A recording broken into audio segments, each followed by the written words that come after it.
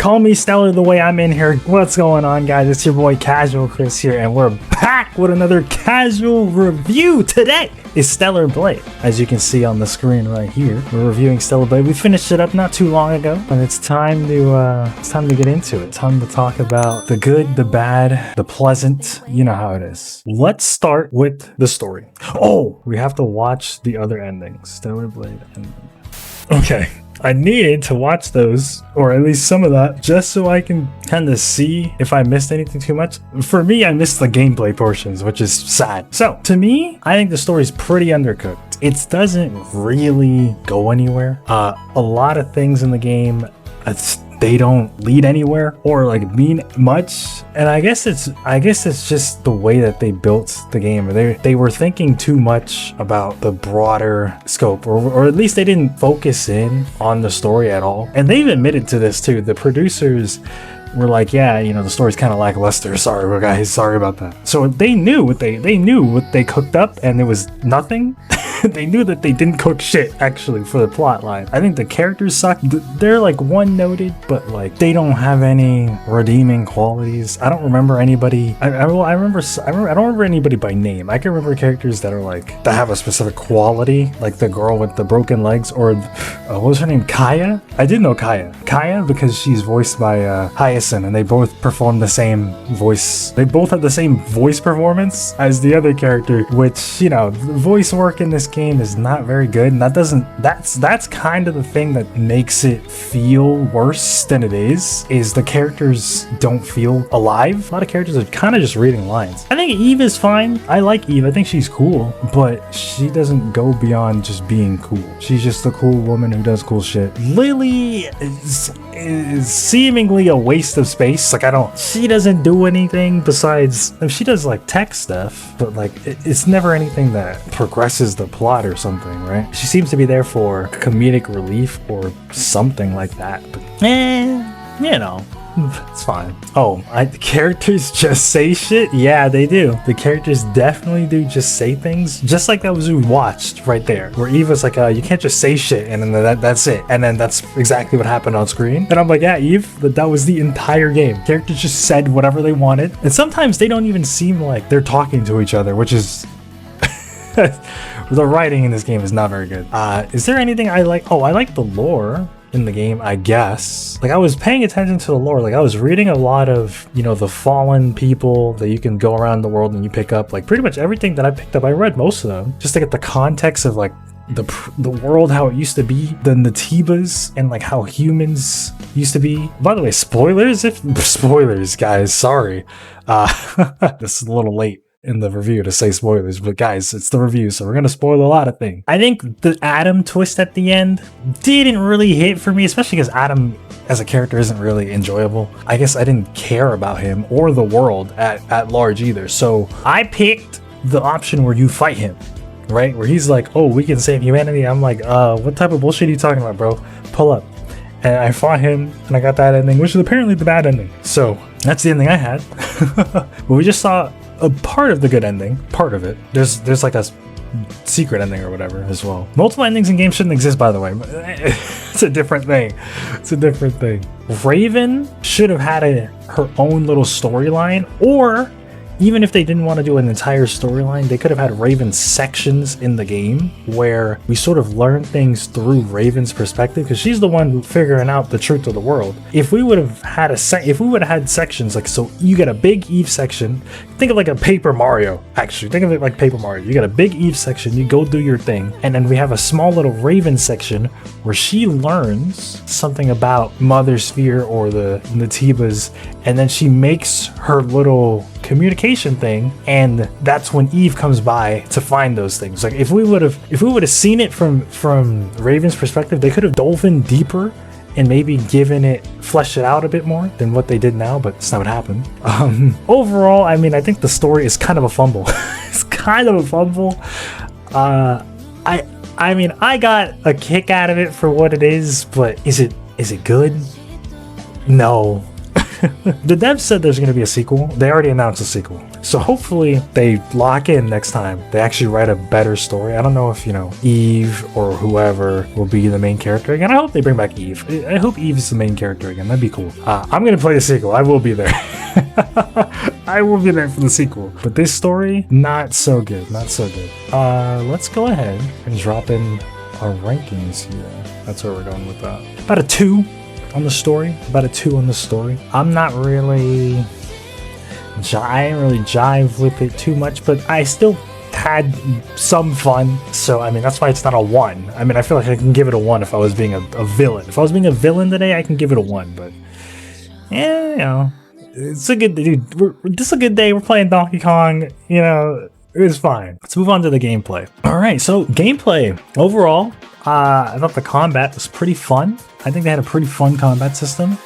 It's pretty simple, I would say, because you have like combos kind of similar to like a Storm game. You ever play Naruto Storm, where you do like square, square, square, triangle, triangle, and you get a different combo or whatever? Pretty much the same thing here. And they'd be like square, square, hold, square, triangle, or square, hold, triangle, square, square, like, you know, different combinations. Evil do different stuff.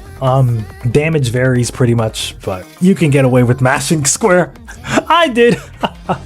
Even though I did try to do the different combos just because it looks cool. My favorite one was just, it was like triangle. It was triangle, square, triangle, square, triangle, square. Like when you just go alternate between the two. That one was pretty good. I think the boss fights in the game, super highlight, right? The boss fights are the big seller of the game's combat, because that's when you truly got to test the parry system and test your wits as a gamer here, because the parry system is very hard. I mean, I don't know, maybe it's not that hard. For me, it was hard, okay?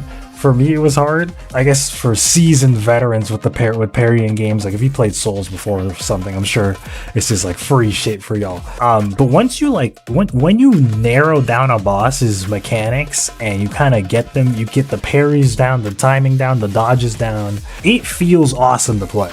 And like, you look cool, Eve is cool, you look cool, Eve's doing cool shit on screen, you're doing the dodges, the parries. It's like, okay, hell yeah, like, this is some good shit.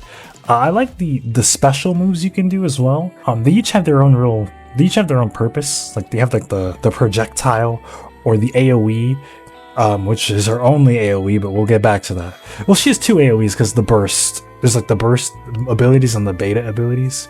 The burst abilities seem pretty broken. Oh no, she has, I guess the circle, the big like circle thing that she does, she jumps up and she does a little circle. That's also AoE. Those are pretty good.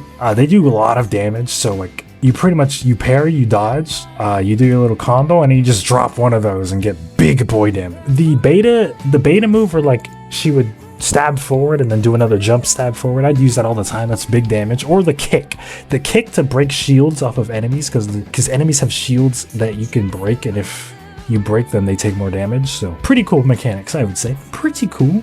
I had fun. At some point in the game you unlock Techie mode, which is essentially like Devil Trigger for Eve. She goes invincible and you kind of just wail on whatever the hell you're fighting until Techie mode runs out. It feels a little weak. I feel like it should do more damage, but maybe if it did more damage it would be OP. I go into it because it's invincible and it's like I can get a free, I can get free damage off of it, and I can kind of reset myself a little bit as well. So that's what I was using it for during the game, but still, it was pretty cool. I wish there were more like modes like that. Like I wish, so she had like a techie mode. I wish, I don't know, maybe you had other modes that focused on other things. So maybe there was a mode that focused on like the weapon combat, the long range combat, like the guns. Maybe there's a mode like that was like focused on that, and you would have different modes depending on the situation. You can use whatever you want. I don't know, they could have, that's something they can think about for the sequel. Another thing they can think about for the sequel, I also wish Eve did more than fight with a sword. I wish she could fight with other different weapons as well. I think weapon variety would have been really cool. It would have helped with the game sometimes feeling like stale because you're doing the same combos and stuff sometimes. So to have different weapons, that would have been cool as well, with different attributes. Maybe like she gets like a dual wielding swords or something, and those are super fast. Or you get like a giant, like a club or something, and then that's like really heavy hitting or something. Something like that, switch up the gameplay here and there. I think that would have been pretty good. I think fighting more than one enemy in this game is dog shit. Anytime I'd have to fight a crowd of enemies, it's like, it's it was impossible for me. Could be a skill issue. I will throw that out there. It could be a skill issue. I could have just been better at the game, and perhaps I wouldn't be getting beat up by random enemies. But when you're fighting 1v1, it's fire. As soon as there's a second enemy that joins the fray, it's like, oof. Especially the ones with projectiles that are off screen doing God knows what. And then you're fighting this one thing, and then shit just comes boom, boom. And you get hit and then just die. You just gets one shot and gets cooked. And it's like, okay, all right, dude. Great. So that shit was, to me, that was pretty annoying. There's a lot of puzzles in this game, which isn't actually a bad thing. I think it's pretty good to switch up the combat. Not switch it up from the combat. Keep the gameplay variety kind of going. And is there any puzzles that I didn't like? I think the code puzzles are stupid, because all it is you just find the code and then you go back and you press hint and it gives it to you. I feel like maybe you shouldn't even have to input the code. You just go find it, and then Eve would automatically input it. Because if you're gonna just tell me the code anyway, I don't know. We don't have to memorize it or anything, so I think it's fine. A lot of the puzzles remind me of Spider-Man or whatever. And I thought that was cool. Speaking of another game, the Resident Evil sections were actually kind of cool. I call them Resident Evil sections, but this the sections where you only have the gun. I thought those were actually cool change of pace. I did enjoy those. The first ones especially because it was like new. And then when we did it a second time, I kind of just breezed through that one. But the first time I was like struggling. I was like, oh shit. Oh my god. So that was pretty good. The QTEs in the game make Eve look sick as hell. And they're sick as hell. They catch me off guard sometimes because I'd be like, put my controller down, like, okay, time for a cutscene, and then it's like, nope, QTE, and I'm like, oh no. I appreciate that they're there. I love QTEs. I remember there was a craze back in the day where there were people who hated QTEs. They were like, oh my god, QTEs. And it's like, dude, like, QTEs are there to make the character look cool and do cool shit that you couldn't normally do in gameplay because it's just not feasible to do in gameplay. That's really what they're there for. They're there for having like cinematic cutscenes that are also interactable. This game has fall damage, dog shit, bullshit, dog shit, shit ass, bitch ass, dick ass, dog, fall damage. For what? Why does she have fall damage? Who cares? Just let me jump off ledges. I don't understand. I don't understand. Fall damage? What's the point of fall damage, bro? What's the point of it? And it has fishing. Dude, fishing is peak. Yeah, that's it for gameplay. I mean, overall, pretty good. Like, I had a lot of fun playing the game, right? Like, I had when I was playing the game, we're having a lot of fun. And there's not a lot of times where you're in story.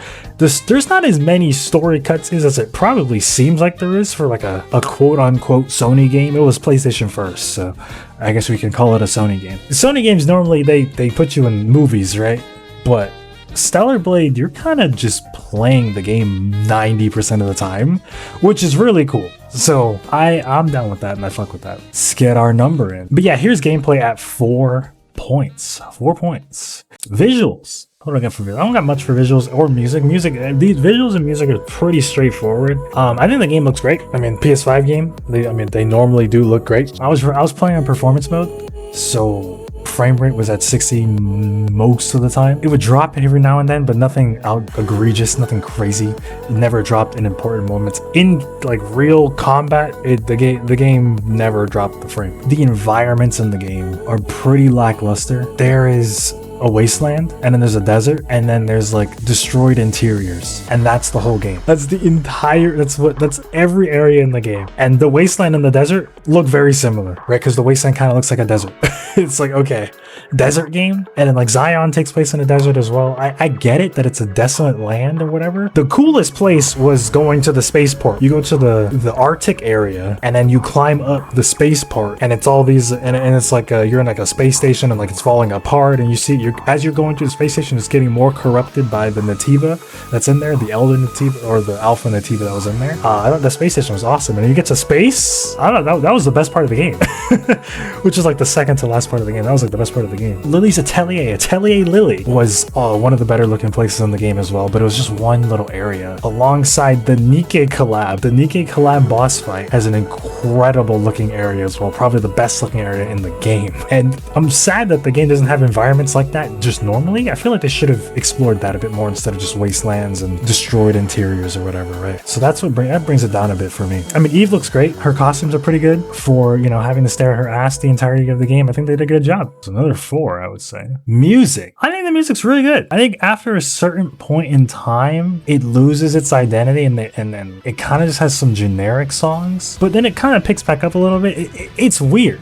Like some areas kind of like the industrial kind of areas that you go to kind of don't have much good song, like have much memorable music, I should say. The music's all good. It's just memorable music, right? They do use music in pretty good ways throughout the game. Like there's a lot of moments with music in it. So there's a moment where like Eve, where you're sliding down the conveyor or whatever. You're sliding down something, and then the Tiba comes out of like the side, and like Eve's fighting it or whatever. And then she kicks it down through the hole, and then like the song is picking up, and then as she drops down, she flips her hair, and then the vocal track kicks in. Like that shit is fire. So they use music really cool, really well and really cool here. But yeah, any song with like vocals in it, any type of vocals, pretty good. That's a majority of the game's soundtrack. Like the Wasteland, the second Wasteland music, after you get the Wasteland generator back up, the lyrics, the vocal track kicks in, and that's the best song in the game. That's the best. That's the best song in the game. No cap. No question, no cap. Just Fine, that plays in the camps. That is fine. That is fire too. That's my second favorite song. Just Fine. It's the Wasteland vocal track, and then Just Fine. Those are the best songs in the game. I guess it also has the added benefit of Nier and Nikke music as well. Not much Nier music, but there's a lot of Nikke music in there. Oh, I want to run random note. When you fight Raven, and the song is like building up during the cutscene, and then like the camera pans around, and then it just goes, it's a Nikke, it's a Nikke. Like what? I was caught unbelievably off guard. Like it didn't feel like that song fit, but that song gets more and more chaotic as it goes on, and that kind of fits for the boss fight where Raven kind of just starts going crazy throughout the boss fight. So I think that's pretty cool. At first I was like, what the hell is this? But then as I was getting my ass beat by the boss, it was pretty good. The final boss theme that I fought, the final boss that I fought was pretty good. When you're climbing up to the Tiba in space, and once you hit space, I think it's the main theme kicks in, super good. As you're like walking down the hallway and like climbing the ladder, you're literally, it's like MGS3, you're climbing up and they're playing the music. And then you walk down the hallway with the music playing. That's pretty cool. But again, I do think it does suffer a lot from a lot of the sub areas having very pretty generic tracks, in my opinion. And I think I'm giving it, dude, it's another 4. I mean, it's just another 4. Story really drags this game down, honestly. To be honest.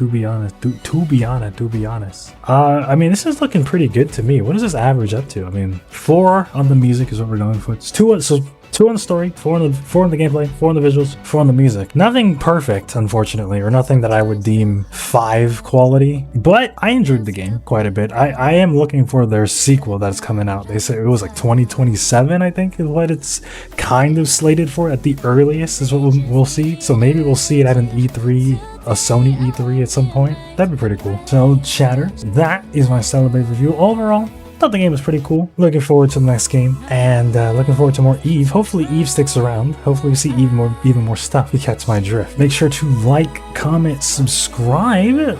You know, go to Twitch, follow on Twitch. Please hit the like button, subscribe, follow on Twitch.